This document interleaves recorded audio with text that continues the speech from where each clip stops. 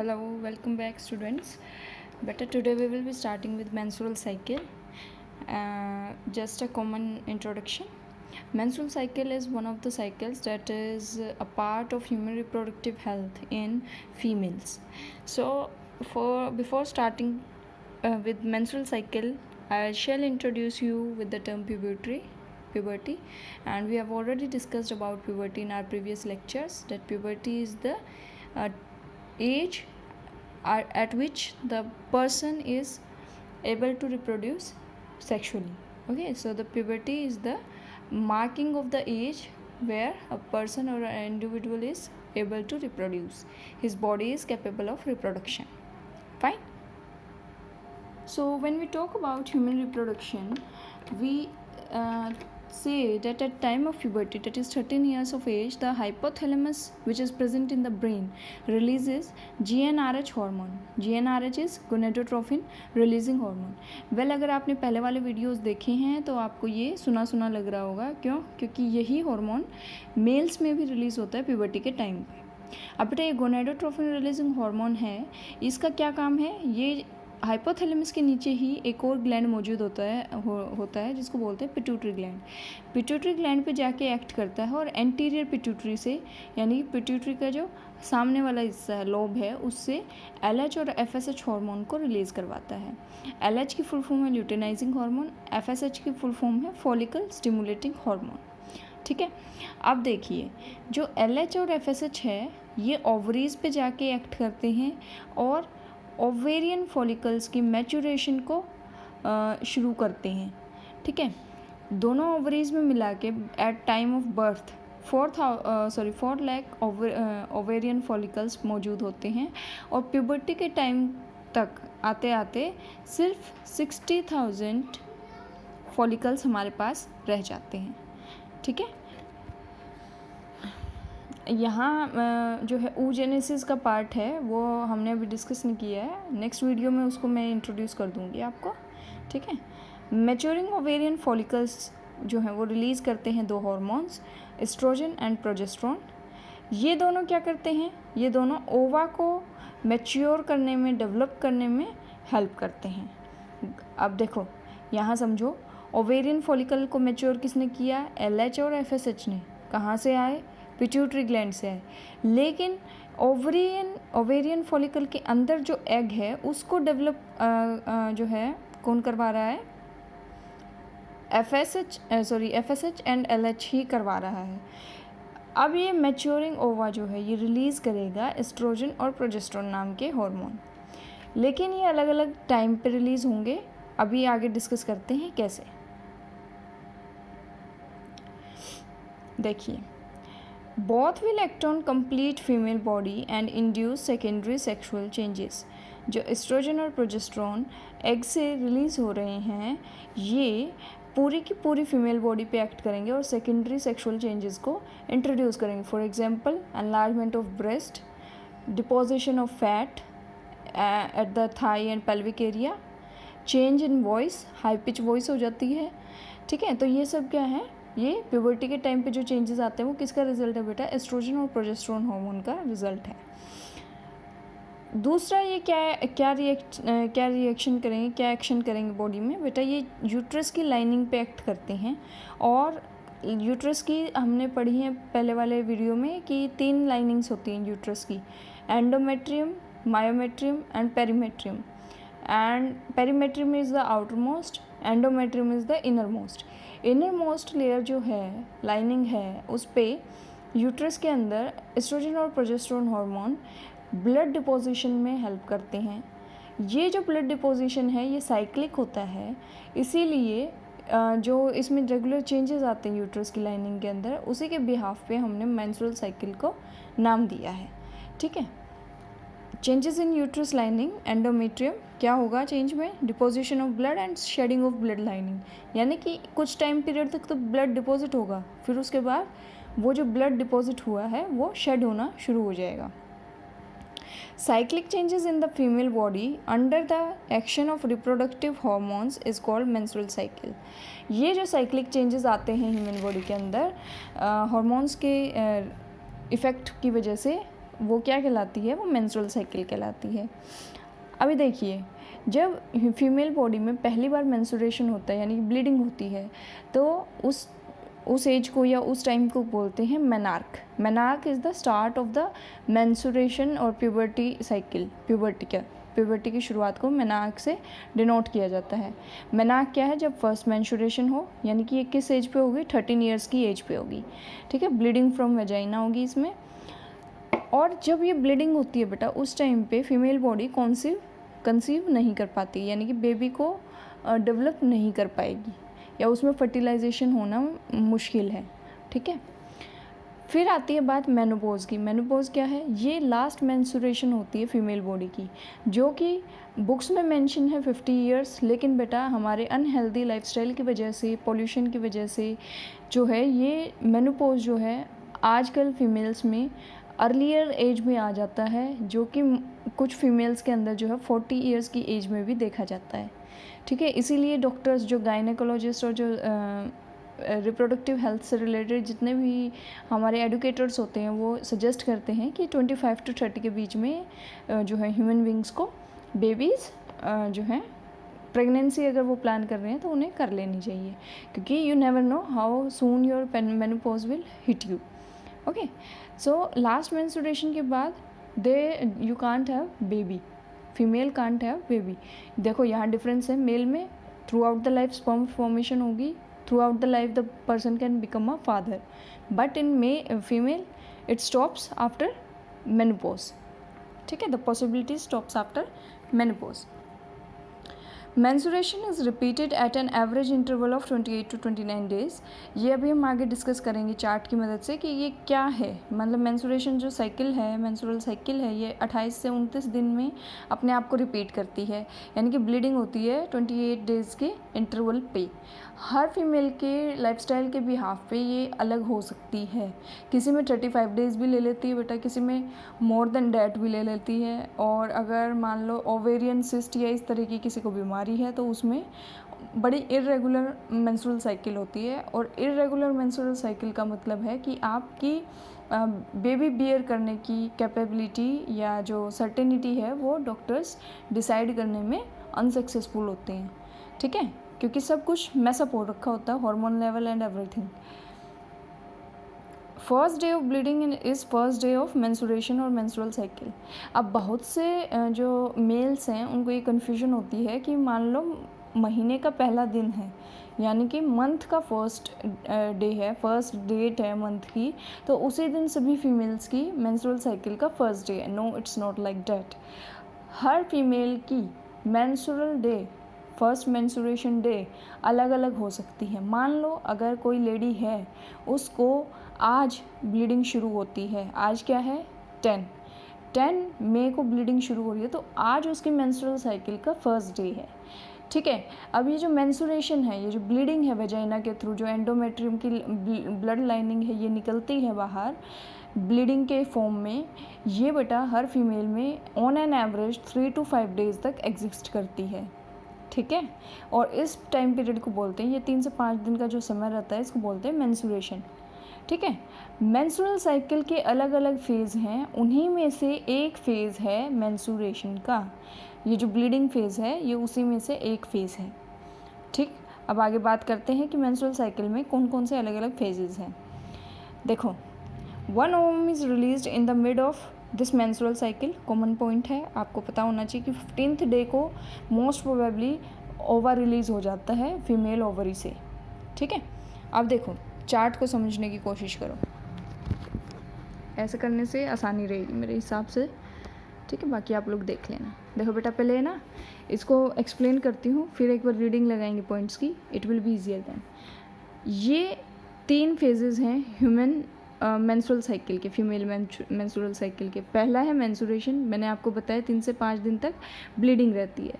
Follicular phase या फिर proliferation phase, इसका कॉमन सा नाम है, और इससे नाम से क्या आइडिया लगा रहा है कि फॉलिकल बनेगा और प्रोलिफरेशन होगी। प्रोलिफरेशन होता है एक्सेसिव डिवीजन या ग्रोथ ऑफ सेल्स, ठीक है। तो फॉलिकुलर फेज़ में ग्राफियन फॉलिकल बन जाएगा। प्रोलिफरेशन का मतलब एंडोमेट्रियम जो थी वो उसमें मिटोटिक डिवीजन स्पीड अप हो जाएगी और वो थिक होनी शुरू हो जाएगी। जो लास्ट फेज़ आता है वो है सिक्रेटरी फेज़ या लुटियल फेज़, यानी कि कुछ हार्मोन या कुछ केमिकल सिक्रेट हो रहा होगा plus luteal luteinising hormone increase होगा, कॉर्पस ल्यूटियम बन जाएगा। ये है मोटा मोटा इसका मेन सार। अब देखो इस तरफ क्या डिनोट किया गया है, पिट्यूटरी ग्लैंड से FSH और LH निकलता है। इसके नीचे ओवेरियन फॉलिकल की कंडीशन दिखाई गई है throughout the menstrual cycle. Then estrogen के लेवल और प्रोजेस्टेरोन के लेवल दिखाए गए हैं। यूट्रस की एंडोमेट्रियम की कंडीशनिंग दिखाई गई है। देखो हमारी बॉडी के अंदर हाइपोथैलेमस FSH और LH को शुरुआत से ही रिलीज़ कर रहा होता है। जो ओवरी के अंदर ग्राफियन फॉलिकल्स हैं उसको मैच्योर करने का काम करता है FSH। तो इसकी बॉडी में ऑलरेडी एक हायर अमाउंट या हायर लेवल मौजूद होता है। ठीक है, इसका रिजल्ट क्या होता है कि जो ये प्राइमरी फॉलिकल है, प्राइमरी oocyte है, ये कन्वर्ट हो जाता है सेकेंडरी oocyte में और क्या बना लेगा, फॉलिकुलर फेज़ में एंटर कर जाएगा। अभी FSH और LH बढ़े ही जा रहे हैं। ठीक है, ये जब सेकेंडरी oocyte बन जाएगा तो ये एस्ट्रोजन को रिलीज़ करेगा। क्या करेगा, एस्ट्रोजन को रिलीज़ करेगा। जब सेकेंडरी oocyte टर्शरी oocyte में, टर्शरी फॉलिकल में कन्वर्ट होगा तो ये और भी एक्सेस में एस्ट्रोजन के लेवल्स को मेंटेन कर देगा। एस्ट्रोजन का लेवल और बढ़ेगा तो क्या बन जाएगा, ग्राफियन फॉलिकल बन जाएगा। ग्राफियन फॉलिकल के अंदर जैसे जैसे ये मैच्योरेशन हो रही है फॉलिकल की या आपकी जो ये प्राइमरी फॉलिकल है इसकी, वैसे वैसे इसके अंदर एक एग मैच्योर हो रहा है। ठीक है, ग्राफियन फॉलिकल के अंदर ये ग्रीन कलर का मैंने एग डिनोट किया और यहाँ ये रिलीज़ हो गया है। ठीक है, इतना समझ आया। अच्छा, यहाँ तक ग्राफियन फॉलिकल। अब इसके बाद एग रिलीज़ होने के बाद ये क्या बन गया बेटा, कॉर्पस ल्यूटियम, और ये यहाँ डीजनरेट होना शुरू हो रहा है, यानी कि श्रिंक करना शुरू कर देता है। एस्ट्रोजन के लेवल को समझो, शुरुआत में कम था, जैसे जैसे सेकेंडरी फॉलिकल बनता है वैसे वैसे एस्ट्रोजन का लेवल बढ़ता है। टर्शरी फॉलिकल और भी ज़्यादा एस्ट्रोजन सिक्रेट करेगा तो पीक बन जाएगी। ठीक है, पीक बनने के बाद क्या होगा, एस्ट्रोजन की बेटा एक खासियत है कि ये नॉर्मल लेवल पे जो है, at normal level estrogen gives negative feedback to LH and FSH। Negative feedback का मतलब है जिसने इसको पढ़ाया बढ़ाया उसी को ये शटअप कर रहा है, यानी कि उसको ये कम होने के लिए बोल रहा है। देखो यहाँ तक ये बढ़ रहा है तो इसने LH और FSH को नेगेटिव फीडबैक देना शुरू कर दिया, इसका नंबर डिक्लाइन करना, लेवल डिक्लाइन करना शुरू कर देता है।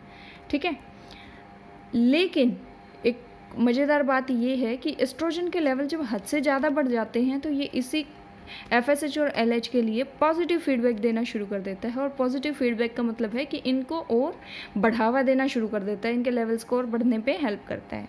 तो देखो एक सडन पीक आएगी, LH तो कुछ ज़्यादा ही जो है जंप कर जाता है। LH यानी कि ल्यूटेनाइजिंग हार्मोन, ल्यूटेनाइजिंग यानी कि क्या बनाएगा, कॉर्पस ल्यूटियम बनाएगा, तो एग रिलीज़ कर जाएगा और जो ग्राफियन फॉलिकल है वो किस में कन्वर्ट कर जाएगा, कॉर्पस ल्यूटियम में। इतना क्लियर हुआ। ठीक है, अब ये जो बेटा कॉर्पस ल्यूटियम है, फीमेल बॉडी बड़ी होपफुल होती है, देखो बड़ी पॉजिटिव अप्रोच रखती है, वो पूरी महीना ये कोशिश करती है, ये सोच के चलती है कि प्रेगनेंसी होगी। ठीक है, वो उसी के अकॉर्डिंग हार्मोन्स को रिलीज़ करती है, एंडोमेट्रियम को मेंटेन करने की कोशिश करती है। कॉर्पस ल्यूटियम के बनने के बाद भी यानी कि ओवा तो यहाँ से निकल गया, ओवा अब कहाँ चला जाएगा, फैलोपियन ट्यूब के अंदर, क्योंकि फर्टिलाइजेशन तो वहीं होगी। कॉर्पस ल्यूटियम अब यहाँ प्रोजेस्टेरोन हार्मोन को रिलीज़ करना शुरू कर देगा। ठीक है, अभी बॉडी को ये नहीं पता है कि फर्टिलाइजेशन हुआ है या नहीं हुआ, लेकिन ये होपफुल है कि फर्टिलाइजेशन हो जाएगा, प्रेगनेंसी होगी, तो ये क्या करेगी, ये प्रोजेस्टेरोन को रिलीज़ करना शुरू कर देगी। तो देखो जो प्रोजेस्टेरोन क्या है, प्रेगनेंसी हार्मोन है। ठीक है, जो पहले फ्लैट था जिसका लेवल, वो अचानक से सडन अपराइज हो जाएगा उसमें और धीरे धीरे डिजेनरेट होना शुरू हो जाएगा जब जो है फर्दर लेवल्स में दिक्कत आएगी हॉर्मोन्स के में। या अभी बताती हूँ कि क्या हो रहा है इधर।